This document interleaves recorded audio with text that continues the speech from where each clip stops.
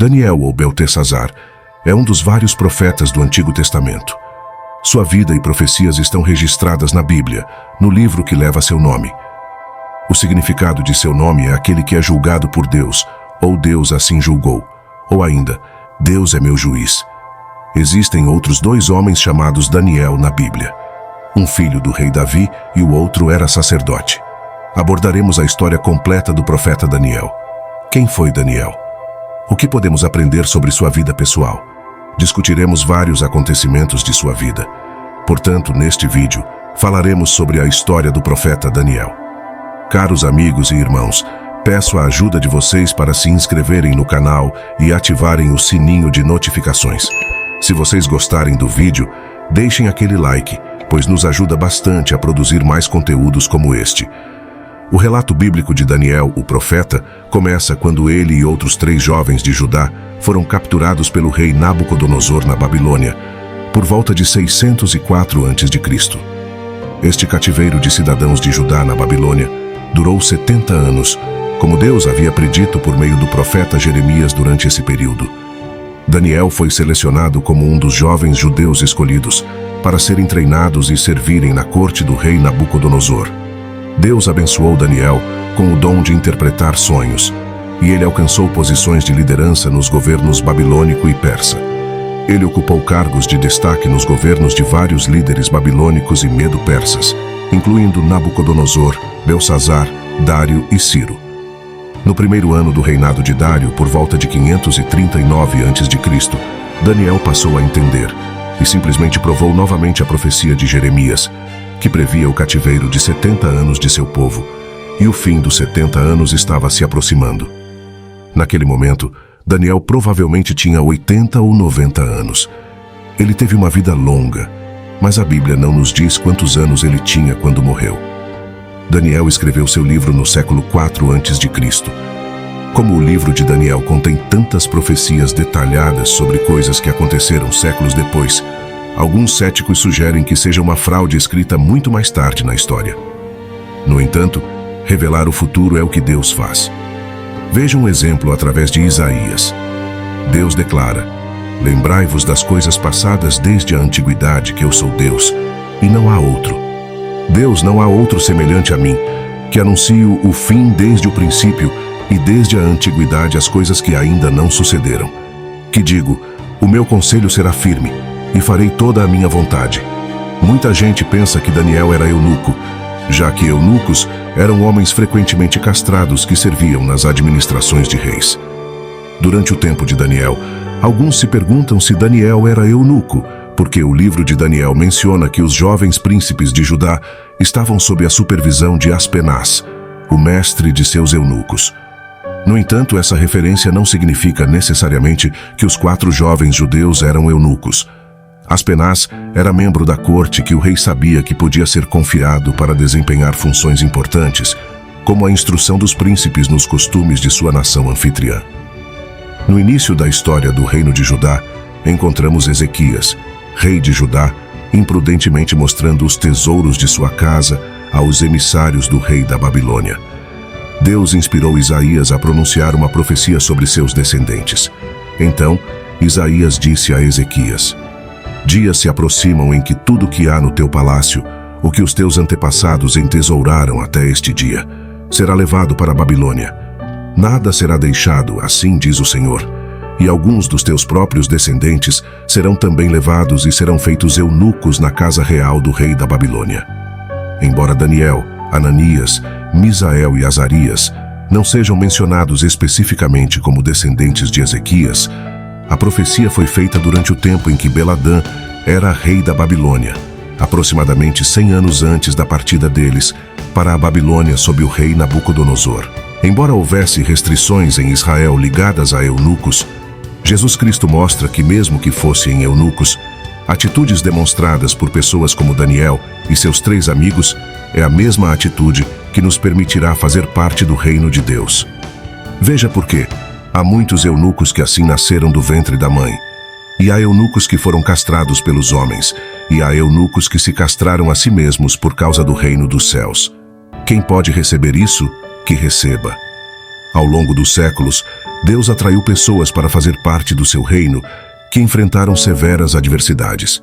Daniel foi uma dessas pessoas, consideradas justas, a ser removida de sua terra natal e levada para um país estrangeiro. Provavelmente na adolescência, deve ter sido traumática a vida de Daniel. No entanto, deveria tornar-se um exemplo para todos nós. Os 3 amigos judeus de Daniel que foram levados cativos com ele foram Ananias, Misael e Azarias. Os nomes desses 3 amigos foram alterados pelos babilônios para Sadraque, Mesaque e Abednego. Daniel recebeu o nome Beltesazar. Esses nomes incorporavam os nomes dos deuses babilônicos, mas Daniel e seus 3 amigos decidiram permanecer fiéis a Deus. Isso seria demonstrado várias vezes nos eventos relatados no livro de Daniel. O livro de Daniel mostra que ele é um homem fiel a Deus. Em vez de se contaminarem com os alimentos fornecidos pelo rei Nabucodonosor, Daniel e seus 3 amigos preferiram comer legumes e beber apenas água. Deus abençoou o esforço deles, e após um teste de 10 dias, suas aparências foram consideradas saudáveis pelo mordomo, que havia sido designado sob seus cuidados. Em outro episódio, o rei Nabucodonosor ameaçou destruir todos os sábios, se caso eles não contassem o significado de seu sonho. Daniel e seus amigos pediram um tempo para que ele e seus 3 amigos pudessem rogar a Deus em oração para revelar essas informações. Quando Deus respondeu à sua oração, Daniel lembrou-se de louvar e agradecer a Deus por dar a eles o que haviam pedido. A fé e a obediência a Deus de Daniel incomodava o alto escalão do governo. Certa vez, os oficiais do rei Dário conspiraram contra Daniel. Tentaram achar algum tipo de falha em sua vida, mas não obtiveram êxito porque Daniel era um homem íntegro e fiel a Deus. Então eles perceberam que só seria possível encontrar algo contra Daniel referente à obediência à lei do Senhor. Convenceram o rei Dário a fazer um decreto que, no período de 30 dias, ninguém poderia orar a nenhum deus, senão somente ao rei. Esse decreto estava sob pena de morte. Daniel tomou conhecimento do decreto do rei, mas continuou sua rotina diária de orações. Abriu as janelas na direção de Jerusalém como de costume, dobrou seus joelhos e deu graças ao Senhor 3 vezes ao dia. Daniel foi pego no momento de intimidade com o Senhor, no quarto, orando. Os 120 governadores e os 2 presidentes foram imediatamente falar com o rei Dário. Então, ele percebeu o verdadeiro significado daquele edito. Não era apenas para agradar o rei, mas sim uma conspiração para destruir Daniel. O rei Dário ficou aterrorizado com a malícia e eficiência de seus correligionários. O rei, preso aos protocolos existentes na corte, não teve opção além de fazer cumprir a lei e ordenou que lançassem Daniel na cova dos leões. No entanto, o testemunho de Daniel era notável diante de todos. O rei disse a Daniel que o Deus a quem ele continuamente servia poderia salvá-lo dos leões. O rei selou a cova com seu anel, deixando claro que a sentença era irreversível. Foi para seu quarto e não conseguiu dormir, sabendo que Daniel era inocente. Logo ao alvorecer, o rei se levantou e correu para a cova dos leões. Quando se aproximava, chamou por Daniel com voz aflita. Daniel, servo do Deus vivo, será que o Deus a quem você serve continuamente pode livrá-lo dos leões? Daniel respondeu: O meu Deus enviou o seu anjo e fechou a boca dos leões, para que não me fizessem dano, porque foi achada inocência em mim diante dele. E também contra ti, ó rei, não tenho cometido delito algum. O rei ordenou, e foram trazidos aqueles homens que tinham acusado a Daniel. Foram lançados na cova dos leões, eles, seus filhos e suas mulheres, e ainda não tinham chegado ao fundo da cova quando os leões se apoderaram deles e esmigalharam todos os ossos. Um dia, o rei Belsazar reuniu muitos nobres e deu uma grande festa na cidade da Babilônia. Quando estava bem embriagado, ele se lembrou que Nabucodonosor tinha levado várias taças de ouro do templo de Jerusalém quando o destruiu.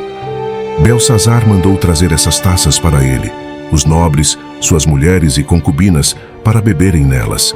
A festa se degenerou e todos adoravam seus deuses falsos. Essa afronta não passou despercebida por Deus. Durante a festa, apareceu uma mão humana do nada e escreveu algumas palavras na parede. Quando viu isso, o rei Belsazar ficou tão assustado que seus joelhos batiam um no outro. Belsazar mandou chamar logo todos os sábios e prometeu tornar a pessoa que lesse a inscrição o terceiro no comando do reino. No entanto, ninguém conseguiu ler o que estava escrito, deixando o rei ainda mais assustado. A rainha então veio e contou a Belsazar sobre o profeta Daniel, que tinha interpretado alguns sonhos de Nabucodonosor e tinha grande sabedoria. Ele chamou Daniel e pediu que lesse e interpretasse a inscrição. Daniel não queria nenhuma recompensa, mas deu a interpretação. Explicou que as palavras escritas na parede significavam Mene, Mene, Tekel, Parsim. Mene significa contado. Os dias do reinado de Belsazar estavam contados. Tekel significa pesado. Belsazar tinha sido pesado na balança e achado em falta. Parsim significa dividido. O reino de Belsazar seria dividido entre os medos e os persas. Daniel também repreendeu Belsazar por sua arrogância e falta de respeito para com Deus. Belsazar conhecia a história de seu predecessor Nabucodonosor, a quem Deus tinha humilhado por sua arrogância no episódio em que o fez comer erva como um boi por 7 anos. Apesar disso, Belsazar não deixou de cometer coisas erradas e repugnantes diante de Deus. Agora, Belsazar iria sofrer as consequências. Quando ouviu a interpretação, Belsazar fez o que tinha prometido e colocou Daniel como o terceiro no comando do reino. Mas ainda naquela noite, a Babilônia foi tomada pelos medos e os persas. O Império Babilônico chegou ao fim e Belsazar foi morto. Não existem registros da data e circunstâncias da morte de Daniel, mas ele possivelmente morreu em Suzã, com aproximadamente 85 anos, onde existe uma provável tumba onde estaria seu corpo.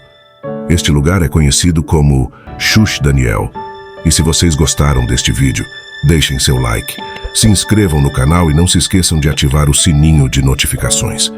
Deus abençoe a todos e até o próximo vídeo. Amém.